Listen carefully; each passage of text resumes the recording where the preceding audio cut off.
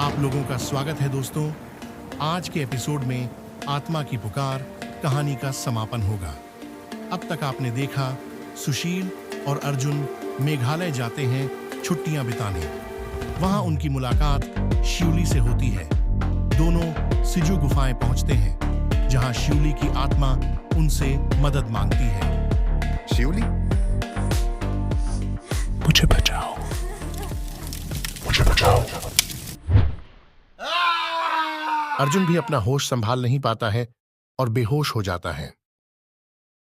सुशील और अर्जुन जब होश में आते हैं वे खुद को बंगले में पाते हैं। सुशील, तुम ठीक हो? हाँ, ठीक हूं। तुम ठीक हो अर्जुन? मैं शायद बेहोश हो गया था। फिर क्या हुआ?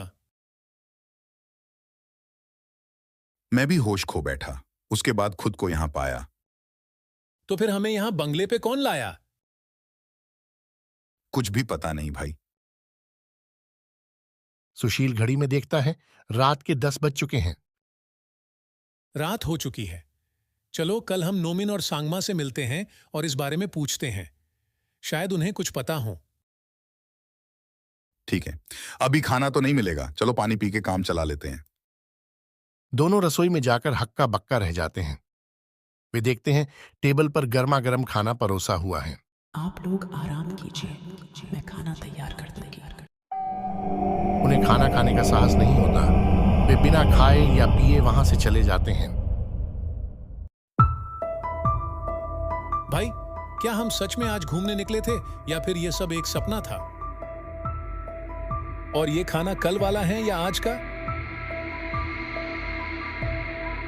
पर कल का खाना तो हमने खा लिया था ना? अर्जुन सुशील के सवालों का कुछ जवाब नहीं देता। वो सोचता रहता है कि शिवली उनसे मदद क्यों मांग रही थी। अगले दिन दोनों मोमिन और सांगमा से मिलते हैं और उनके साथ घटी सारी घटनाएं बताते हैं।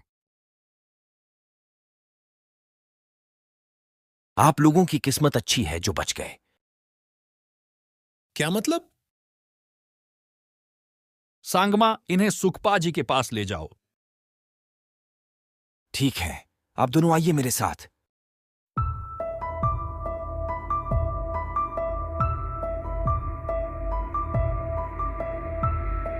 सुखपा उस गांव का पुरोहित है। सांगमा दोनों को सुखपा के पास ले जाता है।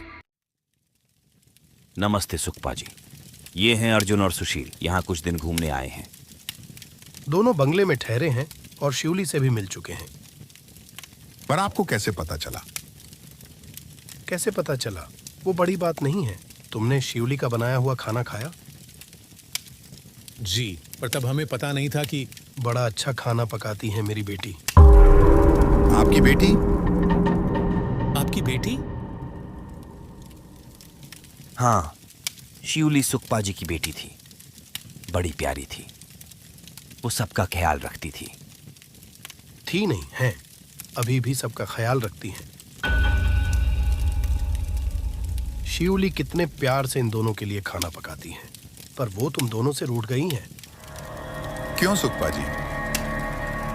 कल रात को तुम लोगों ने उसका पकाया हुआ खाना नहीं खाया, इसीलिए। सुशील और अर्जुन यह सब सुन के स्तंभित हो जाते हैं। उन्हें समझ में नहीं आता कि सुखपा को यह सब कैसे पता चला। बाबा जी हमें बचा लीजिए, हमने तो आप लोगों का कुछ नहीं बिगाड़ा। मेरी बेटी मुझसे मिलने आती है और मुझसे बातें भी करती हैं।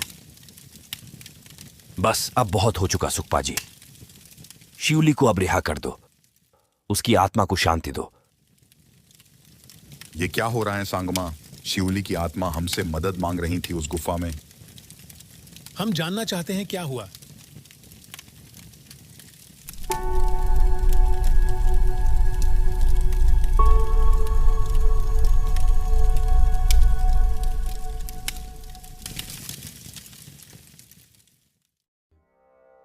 घने जंगलों के भीतर बसे हमारे इस एकांत गांव में अंधविश्वास और डर यहां के निवासियों के दिलों पर राज करता है। वे हर दुर्भाग्य के लिए आत्माओं और पिशाचों के क्रोध को जिम्मेदार मानते हैं। ये करीब 5 साल पुरानी बात है। शिउली की दयालुता और सौम्य स्वभाव के कारण गांव वाले उसे बहुत पसंद करते थे। लेकिन कुछ ग्रामीणों के मन में शिउली के प्रति ईर्ष्या पैदा हो गई। इनमें से एक था बाली। जब भी चीजें गलत हुईं, जैसे फसलें नहीं उगीं या लोग बीमार हो गए, तो उन्होंने शिउली को दोषी ठहराया। उन्होंने सोचा कि वह अवश्य ही कोई डायन होगी जो अपने साथ दुर्भाग्य लेकर आएगी। वे उसकी दयालुता नहीं देख सके। इसके बजाय उन्होंने उसे एक खतरनाक व्यक्ति के रूप में देखा। एक रात बाली ने कुछ गांव वालों को उकसाया। डरे हुए गांव वालों का समूह मशालें और गुस्से में चिल्लाते हुए शिउली के घर आया। सुखपा जी आवाजें सुनकर अपने घर से बाहर आ गए। वे गांव वालों को समझाने की कोशिश की कि शिउली निर्दोष है, पर किसी ने उनकी एक ना सुनी। उन्होंने सुखपा जी को पकड़ लिया और बाली ने उनके घर को आग लगा दिया। मुझे बचाओ, मुझे बचाओ, उसकी चीखें गूंजती रहीं, पर सुखपा जी कुछ ना कर पाए। जब तक मैं और मोमिन जी वहां पहुंचे, पूरा घर जलकर भस्म हो चुका था। शूली की कठोर कहानी सुनकर सुशील और अर्जुन को गांव वालों के प्रति घृणा महसूस होती है। आप लोगों ने फिर पुलिस को इत्तला नहीं किया? पुलिस कुछ नहीं करती, क्योंकि बाली सरपंच का बेटा था। बेटा था? उसका फिर क्या हुआ? सुखपा कुछ देर चुप रहता है, फिर बोलता है। मैंने उसे मार डाला। फिर मैंने शव साधना की और मेरी शिउली को वापस बुला लिया।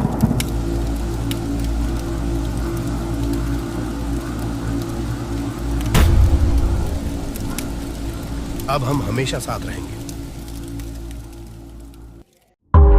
ये सब सुनकर अर्जुन और सुशील के रोंगटे खड़े हो जाते हैं।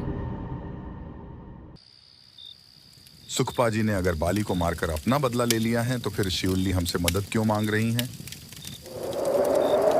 तभी अचानक वहां जोरों की हवाएं चलनी शुरू हो जाती हैं और शिउली का आगमन होता है।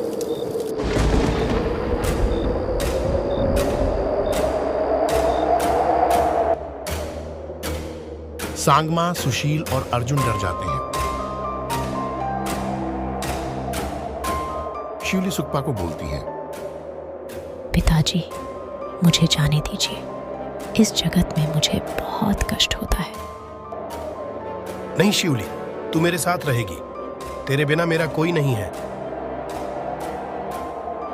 बात समझने की कोशिश करो सुखपा जी। आप बदला ले चुके हो, स्वार्थी मत बनो और बेचारी शिउली की आत्मा को बख्श दो। उसे अपने दुनिया में जाने दो।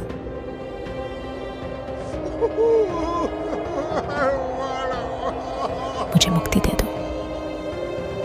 तुम सही कह रहे हो सांगमा, मैं स्वार्थी हो गया था। मुझे माफ कर दे शिउली। आप लोगों से भी मैं क्षमा मांगता हूं। मैं अपनी भूल को सुधारूंगा। बेटी, मैं तुमसे फिर मिलूंगा उस बात।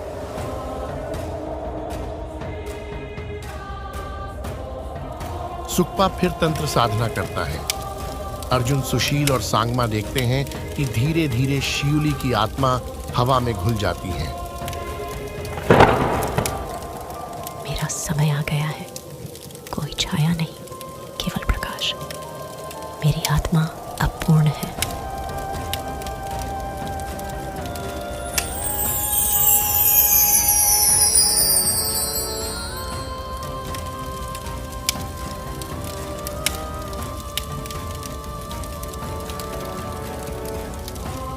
थोड़ी देर बाद सुखपा कुछ भी ना कहे वहां से चला जाता है।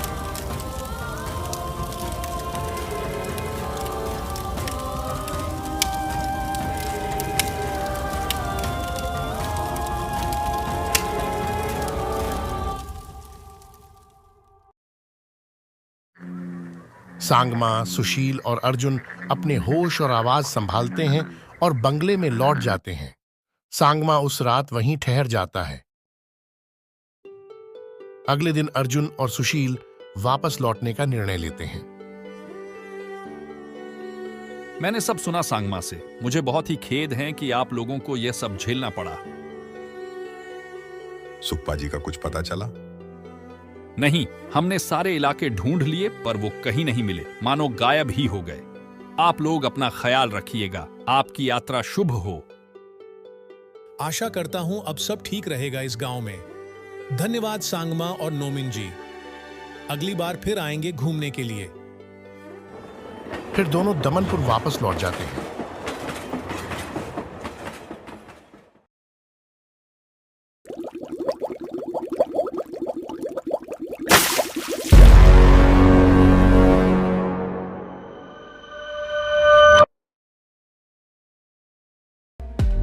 तो इस कहानी से हमें यह सीख मिलती है कि हमें अंधविश्वासों के आधार पर दूसरों के साथ दुर्व्यवहार नहीं करना चाहिए और उन्हें चोट नहीं पहुंचानी चाहिए।